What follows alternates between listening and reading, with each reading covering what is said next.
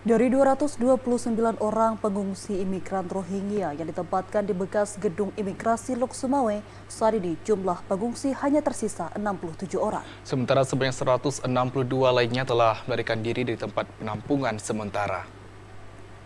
Aksi pelarian imigran Rohingya yang ditempatkan di bekas gedung imigrasi Puntet, Kecamatan Blangmangat, Kota Lok Sumawe, terus dilakukan oleh pengungsi ini.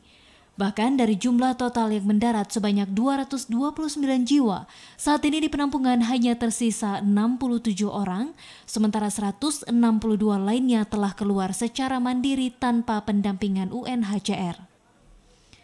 Aksi pelarian ini kerap dilakukan oleh pengungsi menggunakan jalur belakang gedung penampungan. Bahkan dalam sebulan terakhir, aksi ini dilakukan hingga belasan kali. Sementara petugas keamanan dari TNI Polri hanya mampu menggagalkan upaya pelarian ini beberapa kali. Kondisi ini karena keterbatasan akses pengamanan. Menyikapi kondisi ini, Associate Communication Officer UNHCR Mitra Salima Suryono mengatakan, aksi ini tidak dapat dilakukan pencegahan karena status para imigran Rohingya ini merupakan pengungsi yang ditampung sementara di Lok Sumawe.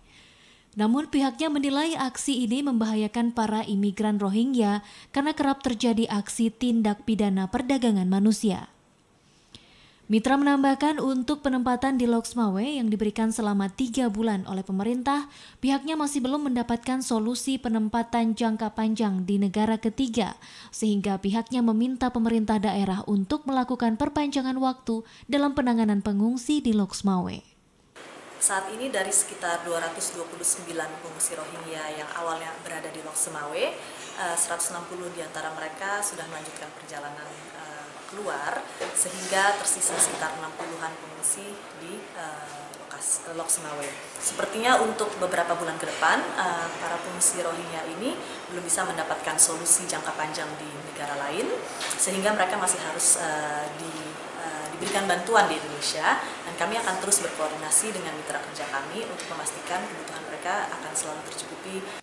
Saat ini pihaknya juga telah menyiapkan program penanganan untuk bidang pendidikan formal dan informal serta kebutuhan lainnya untuk pengungsi.